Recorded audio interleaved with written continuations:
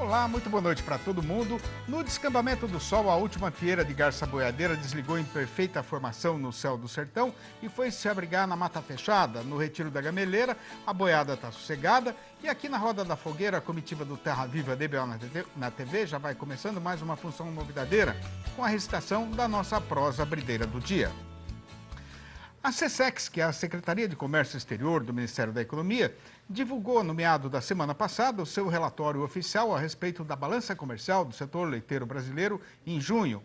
E o resultado, que já estava sendo perfeitamente esperado, mostrou uma nova queda na importação de derivados. De acordo com o papelório distribuído na praça, os distribuidores brasileiros compraram no estrangeiro 81 milhões e 900 mil litros em equivalente leite, o que vem a ser a quantidade de matéria-prima usada na fabricação de um determinado produto, né? Esse volume representou uma forte queda de 22,1% na comparação com o tanto que tinha sido registrado em maio deste ano. Já em relação ao mês correspondente do ano passado, o caso ainda foi de um ligeiro crescimento de 1,4% na quantidade importada.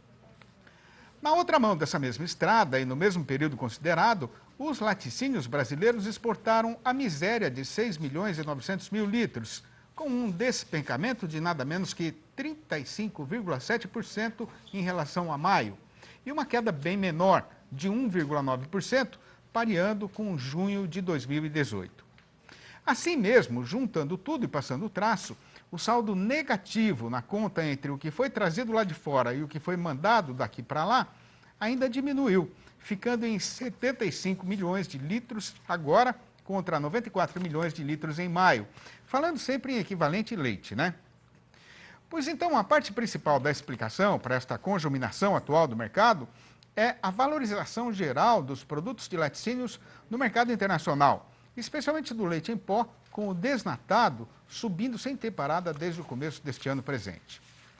Além disso, os nossos vizinhos aqui na América do Sul, que são os principais fornecedores do Brasil, reduziram a sua produção, com a Argentina apresentando uma queda de 6,3% e o Uruguai de 9,4%, isso no período de janeiro a maio. Aí, com preço mais alto e menos produto na praça, no mês passado a importação de leite em pó integral diminuiu para 5 mil toneladas, ou 17% a menos do que em maio, mas 41% a mais do que em junho de 2018. Já no caso do desnatado, os distribuidores brasileiros compraram 1.400 toneladas, com um encolhimento de 39% em relação ao mês retrasado e de 36% pareando com junho do ano passado. E para arrematar, falta só falar que para outros produtos como queijos, manteiga e soro de leite, também foi registrada uma forte redução nas quantidades importadas. Com o frio que está fazendo no sertão inteiro, lá no Baixio do Rio, no Marmeleiro, a garça branca, para pegar peixinho, está ficando só nas beiradas, né, para não molhar as canelas de tanto que a água está gelada. Enquanto isso, pelo mesmo motivo de avançamento da estação, nas invernadas o capim de qualidade já chegou ao fim e a macega que sobrou não dá sustento para a boiada na medida certa da sua necessidade. Pois então a hora agora é recomendada para pôr o gado no regime de semi-confinamento, que garante ganho de peso com um custo de produção bastante satisfatório, menor do que no sistema tradicional de engorda no coxo.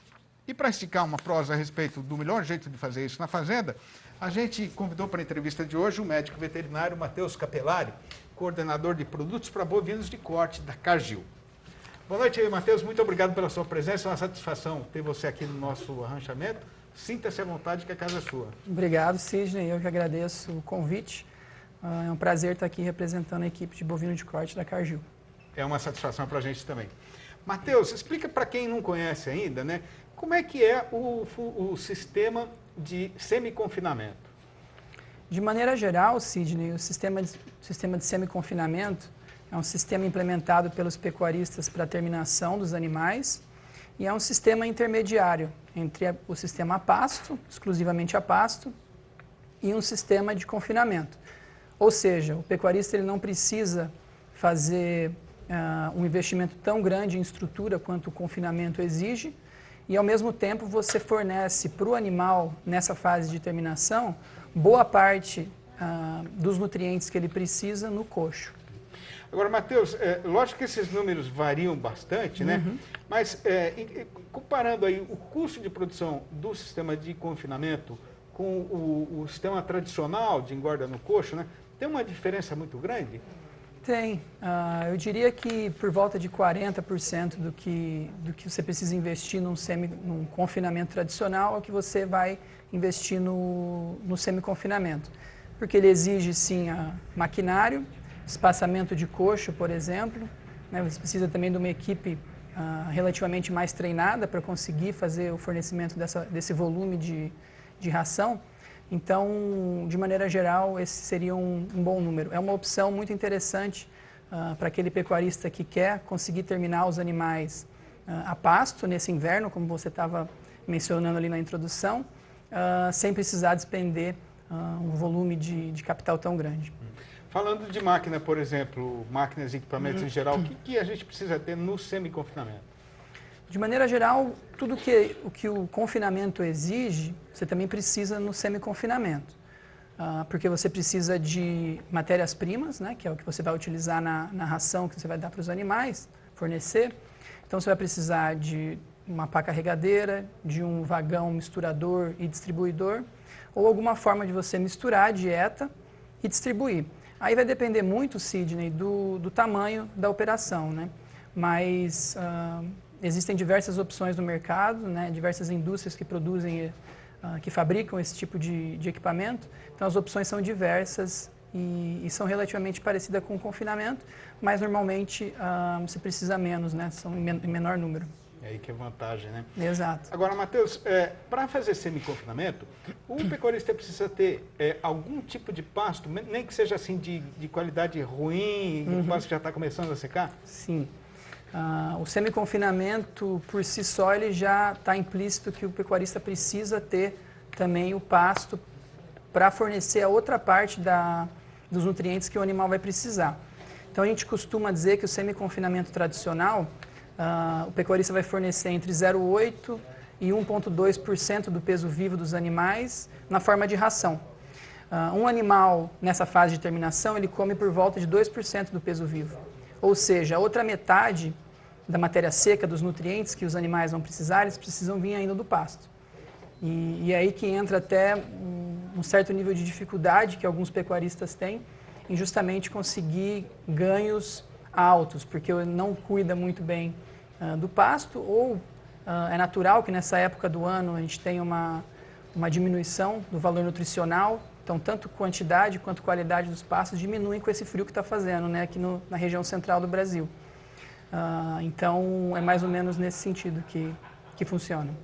Agora, Matheus, só quem vai para o confinamento, aquele animal que está indo para a fase de terminação, ou o sistema também serve para outras categorias dentro da fazenda? Comumente, Sidney, ele é mais utilizado no sistema de terminação dos animais, de bovinos. Existem algumas propriedades que utilizam algo parecido na recria dos animais, ou seja, quando os animais ainda estão mais jovens, na fase de recria, mas aí tem que ter muito cuidado, porque o tipo de dieta oferecido para um animal que está em semi-confinamento ou no que a gente chama de recria confinada é diferente. A gente não quer fornecer muita energia para o animal, para ele não crescer demais, porque ele ainda está numa fase de crescimento, ou seja, fisiologicamente ele não está maduro ainda, como um animal em terminação. Então o tipo de dieta é diferente, mas no geral o semi-confinamento é mais utilizado na fase de terminação e engorda mesmo. Falando em dieta, Matheus, no confinamento tradicional você precisa fazer uma adaptação do animal àquela nova comida que ele vai ter no coxo, né? No semi-confinamento você precisa fazer alguma coisa parecida também? Precisa. Principalmente quando o animal está vindo de uma dieta exclusivamente a pasto. Então, um animal que está vindo do pasto e vai entrar num semi-confinamento, a gente precisa adaptar os animais para que o trato digestivo dele, né, os micro-organismos, se adaptem a essa dieta diferente.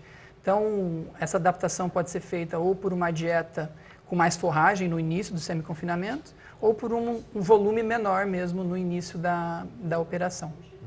E como é que o pecuarista vai fazer para definir o que vai ter na dieta que ele vai pôr no coxo?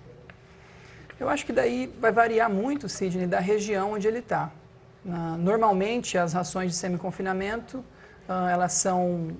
elas contêm uma fonte de energia, uma fonte de proteína e fontes de minerais, vitaminas e aditivos. Mas o ingrediente especificamente de onde você vai adquirir essa proteína e essa energia vai depender muito da região onde você está. Então, por exemplo, nós temos clientes em Rondônia, temos clientes no Nordeste, temos clientes no Rio Grande do Sul. Então, a oferta de grãos e de matérias-primas nas diversas regiões vão variar também. Então, de maneira geral, a recomendação que a gente dá é que o pecuarista procure um técnico e esse sim vai ficar daí a cargo de fazer uma dieta bem balanceada. Exclusiva para aquele rebanho, para aquele rebanho, para aquele tipo de animal. Né, se o animal é inteiro, é castrado, pode ser que varie. Então, essa é a nossa recomendação. Agora, Matheus, a gente vai deixar esse animal na terminação do confinamento por um período relativamente curto, né? Uhum. Vai dar tempo de você botar a gordura nessa carcaça? Um bom ponto, Sidney. Isso é, inclusive, o feedback que a gente tem tido de alguns dos nossos clientes, justamente nesse sentido. Como a gente conversou antes, 1% do peso vivo do animal, ou seja, para um animal de 400, 450 quilos, aproximadamente 4, 5 quilos da matéria seca no semi-confinamento, ainda vem do pasto. Então, é importante a gente considerar isso, porque muitas vezes a ração que a gente fornece não tem a energia suficiente para terminar bem o animal e para dar acabamento na carcaça desses animais. Então, esse é um desafio que alguns pecuaristas têm, e foi inclusive nesse cenário que nós desenvolvemos recentemente um produto, né, que é um blend de gordura protegida, de ácidos graxos protegidos, que auxilia esses produtores que estão no semi-confinamento tradicional a melhorar o acabamento da carcaça dos animais, a ter um acabamento mais uniforme. Legal. Bom, queria agradecer demais a sua presença aqui, né, Matheus? Eu sempre falo aí que a gente tinha mais umas 20 perguntas para fazer, mas o nosso tempo sempre é contadinho aqui, sim. Você sabe como é que é na televisão, mas tá passada a informação para o nosso companheiro que está aí na frente da televisão, né?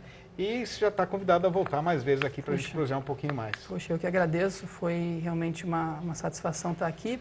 Se você me permite só deixar o nosso contato. Por favor. O nosso site é o www.probif.com.br.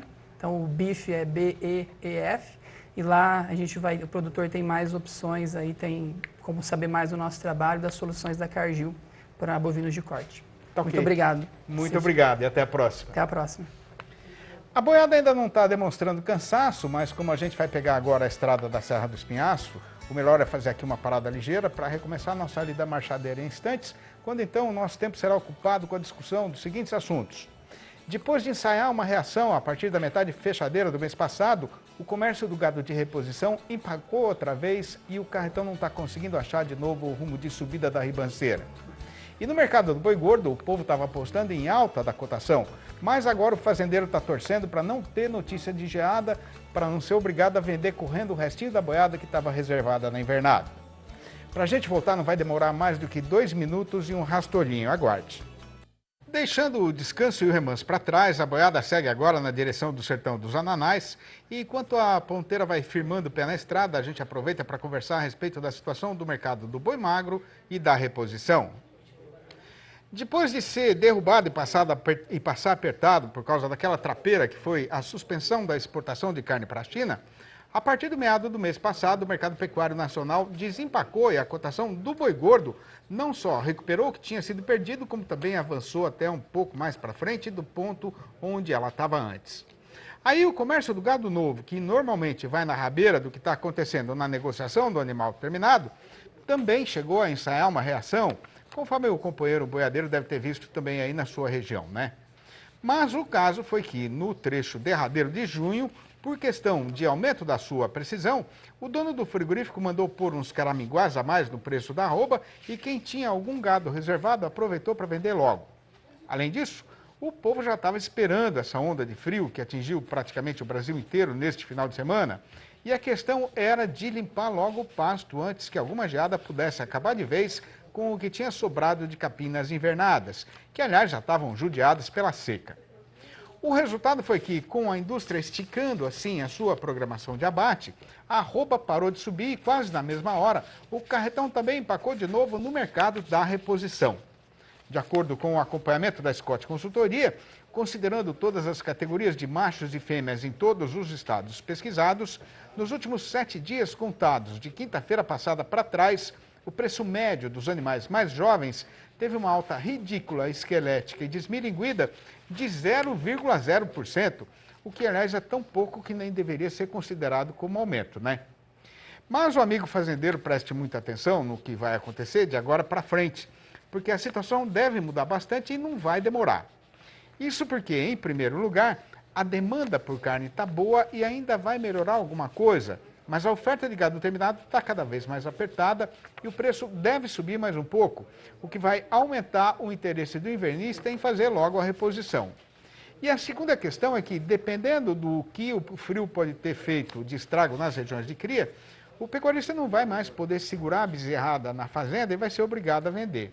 Aí, como é da sabedência geral e manda a lógica comercial, sendo caso de urgência, muda a condição da negociação e o preço tem de ceder, né? Pois então, o caso é esperar para ver. Com o vento mudado e batendo agora a favor do nosso lado, está na hora de passar na peneira e passar na freguesia e fazer o levantamento do movimento do dia no mercado do boi gordo para saber qual foi a variação da sua cotação.